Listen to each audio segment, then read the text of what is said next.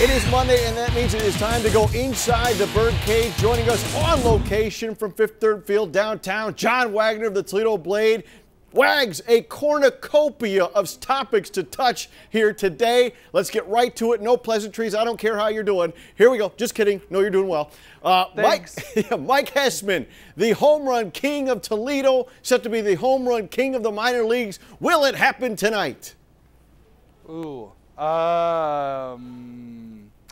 I would say the chances are good it will not happen tonight. Really? Just because this is a pretty good pitching team in Rochester, so it's hard to believe that they're going to serve something up that he's going to hit a home run off. I mean, I would hate to say it's not going to happen. I hate to say that, but the chances are good. This is a good pitching team in Rochester, so I'd say the chances are tough. If he does it today, he's going to earn it. Okay. Well, he's hit a few in his career. So the good news is if it happens, you'll be there to chronicle it for the Toledo Blade and BCSN.TV. Also, you mentioned it's a good pitching staff with Rochester, and that hit close to home. Quite literally, A.J. Octor, an IO All-Star back in Northwest Ohio. Always good to see him with the Wings. And he's doing great, by the way, Eric. I mean, he was a midseason All-Star in the International League, as you mentioned. Amongst the league leaders in saves with 14. Lots of good pitching statistics for him. Not giving up many, if any, walks. Lowest batting average for a reliever in the International League. He's doing really well. The only thing that keeps him basically in Rochester is the fact that Minnesota's relief corps is also doing well. If there's a struggle in Minnesota, I'd suspect we'll see him be called up. Yeah, no question. A bit of a numbers game and a frustrating place for him, but at the same time, he is, like you said, racking up the numbers. All right, we talk about one Northwest Ohio kid and A.J. Octor, and another Northwest Ohio kid back in the Mud Hens. I shouldn't say back in the Mud Hens dugout, but back in Northwest Ohio for the first time as a professional player for the Mud Hens. Mark Krause, we saw him in Detroit, now down here in Toledo. Yeah, and I think that should be exciting for fans of Mark Krause.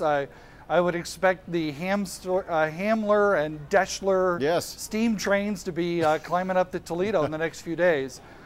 It's also, I think, a good thing for the Mud Hens. While, yes, he struggled offensively in Detroit, he's hit very well in the minor leagues in his career. In fact, he started this year with Salt Lake City. When he got called up, his batting average was in the 280, 290 range, and that was despite an 0 for 14 start. So he has proven he can hit at this level. So get some at-bats, play every day, kind of get something going, and then see if he can carry that up to Detroit. Just one question off the top of the dome here real quick. How will that affect the rotation? When I think Mud Hens first base, I think Mike Hessman, I think Jordan Leonardton, a couple of guys. Will he supersede that? Will they throw in some kind of rotation? How will that work, do you think? Breaking news. Ready? Yeah. Jordan Leonardton got released by the Tigers. Oh, so okay. So there's no longer that competition between Leonardton and Mark Krause. Wow, that's definitely notable. I mean, it's a two-time minor league AAA Gold Glover right there, a guy who was hitting okay, but still one of the staples around here for the Hens. It's a bit of a surprise, or no, with Krause coming down? I would say it's not a surprise, because if the Tigers saw Leonardton as an option, they would have brought him up to Detroit and probably not claimed Krause on waivers. So good point. They weigh Krause ahead of Leonardton, so when Krause comes down, Leonardton is gone. Good, yeah. And you mentioned Krause's struggles at the major league level with the stick, but as you said, hopefully down here he'll iron it out. Okay, one more thing before we let you go, because we know you're very busy. The trade deadline, we won't talk to you before it happens next Monday, but the big question, buyers, sellers, Tigers, your thoughts? I thought for sure you were going to ask me about Justin Verlander after his last shaky start. I know you're a big Verlander, you're a hater. He looked good. He looked good in Boston. I'll give you, he looked good.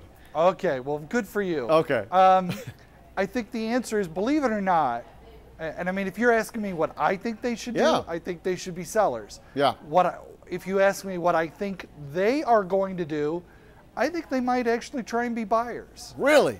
Just because there's that hope. They're close enough. If you have to remember, last year, Kansas City at this time had roughly the same record and was in roughly the same position as Detroit was. They did not give it up. They did not wave the white flag. They went for it. Now, they had a hard route. They had to win a play-in game as a wild card team, but as I remember, it seemed to turn out pretty well for Kansas City last year. So my guess is that, and I think it also is going to depend on the price. Literally. You like that one? Well done. Whatever the value is for David Price is going to affect whether they're a buyer or seller. If they get a ton of prospects for him, I would say David Price is probably gone.